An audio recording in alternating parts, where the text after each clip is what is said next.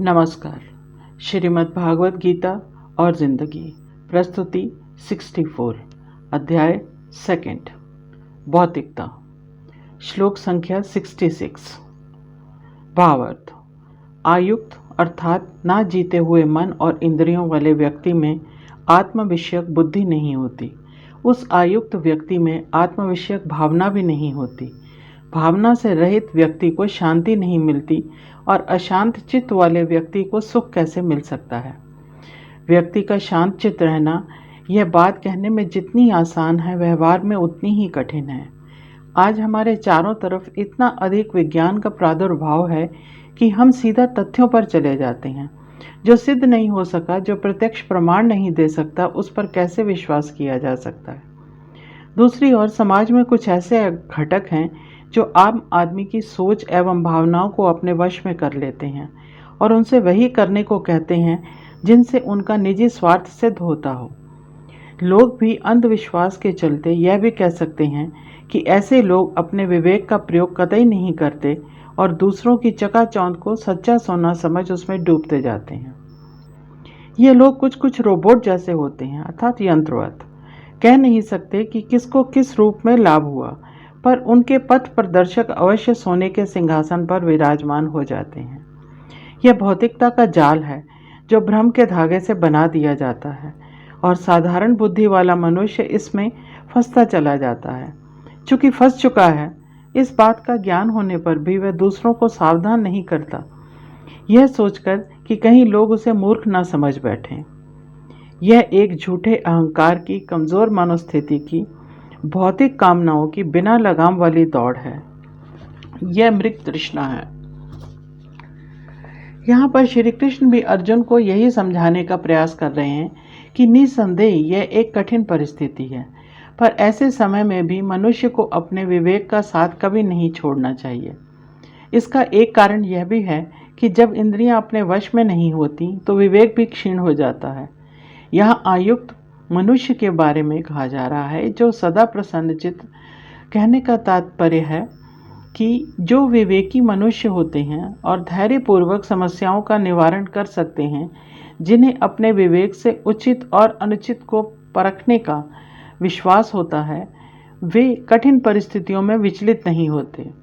वे शांतिपूर्वक प्रसन्नचित्त रहकर समस्या का निवारण नहीं करते, अर्थात उनसे जूझ कर आगे बढ़ते हैं। उनका निर्णय अधिकतर सही होता है, क्योंकि ऐसे व्यक्ति स्वार्थी भी नहीं होते। कई बार ऐसा भी देखा गया है कि कुछ लोग बिना कोई प्रयत्न किए ही हार स्वीकार कर लेते हैं। हो सकता है परिस्थितिवश या हो सकता है मोहवश। ऐसे में बिना लड़े हार मान लेना या स्वयं को अयोग्य मान लेना विवेकी मनुष्य का काम नहीं है। जब मनुष्य एकाग्रचित्त होकर अपने को समस्या से दूर, अर्थात भावनाओं से परे, पर अपने सामने रखकर उस पर विचार करेगा तो निश्चय ही फल शुभ और लाभदायक होंगे। इसमें स्वार्थ कतई न होगा। यह मन के सम व्यवहार की और प्रसन्न चित्त रहने की शक्ति है। स्वयं चिदानंद जी ने कहा है, one who has no philosophical goal of life strive और yearn for it will not know what peace is in mind, and to one who is restless where is happiness। इस श्लोक में बात बहुत ही उचित और साधारण ढंग से कही गई है। भावना से रहित व्यक्ति को शांति नहीं मिलती और अशांत व्यक्ति को सुख नहीं मिल सकता। और ऐसे में मेरा मानना है कि बुद्धि और विवेक भी साथ छोड़ देते हैं। मन से शांत और प्रसन्न चित्त रहना और कठिन परिस्थितियों में मन में उद्वेग को वश में करना ही विवेकी पुरुष के लक्षण है। युद्ध भूमि में अर्जुन की बुद्धि युक्त होना अनिवार्य है और कृष्ण इसी प्रयत्न में लगे हैं। श्लोक संख्या 67 अध्याय 2 भावार्थ। क्योंकि अपने अपने विषयों में विचरने वाली इंद्रियों में से मन किसी भी इंद्रिय का अनुसरण कर सकता है।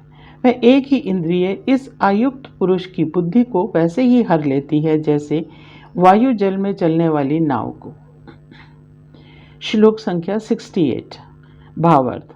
इसलिए हे महाबाहो, जिसकी इंद्रियां इंद्रियों के विषय में सब प्रकार वश में की हुई होती हैं, उसी की बुद्धि स्थिर है। इस श्लोक में एक साधारण आदमी के स्वभाव का विश्लेषण किया गया है। यह हम आज की सामाजिक व्यवहार की रूपरेखा में देखने का प्रयास करते हैं, जिससे ऊपर कही गई बात सरलता से समझी जा सकती है। कहा जाता है कि मन बड़े चंचल स्वभाव वाला होता है और विचारों की गति को तो कोई पकड़ ही नहीं सकता। उसके साथ चलना तो दूर, भाग भी नहीं सकते। एक पल हम अपने पास होते हैं और दूसरे पल दुनिया घूम आते हैं।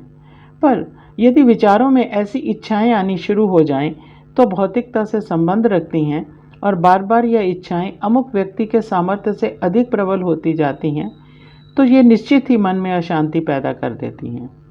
तब यही इच्छाएं एक के पूरे होने पर या दो के पूरे होने पर शांत नहीं होती। एक के बाद एक ये सिलसिला चलता ही रहता है। आंखें अपना सुख ढूंढती हैं, कान अपना रस, जिह्वा अपना स्वाद आदि, और मनुष्य उसे पूरा करने में, प्राप्त करने में जीवन भर लगा रहता है। विज्ञान द्वारा निर्मित जितने भी उपकरण हैं, वो मानव जाति के जीवन में सुख चैन भरने की कोशिश है और मनुष्य के प्रयत्न उसे प्राप्त करने की कोशिश है। इसलिए यह मनुष्य वासनाओं और अहंकार को पूरा करने की कोशिश में सदा कार्यरत रहता है। ये दोनों ही ऐसी प्रक्रियाएं हैं जो मनुष्य को मानसिक और शारीरिक यातनाएं देती हैं। इससे मन की चंचलता को नहीं रोका जा सकता। आत्मज्ञान के अभाव में मनुष्य भौतिकता में ही उलझा रहता है। संचय के कारण आपस में राग द्वेष बहुत बढ़ जाता है। अहंकार अपने से अपनों को दूर कर देता है। हमें तो अपना नित्य प्रतिदिन का जीवन जीने के लिए भी उचित अनुचित का ज्ञान होना बहुत आवश्यक है। पर आंखों पर पड़ा अज्ञान का पर्दा हमें कुछ देखने ही नहीं देता। कुतर्क भी स्वार्थी हो जाते हैं और मानव ही मानवता का हरण करने लग जाते हैं।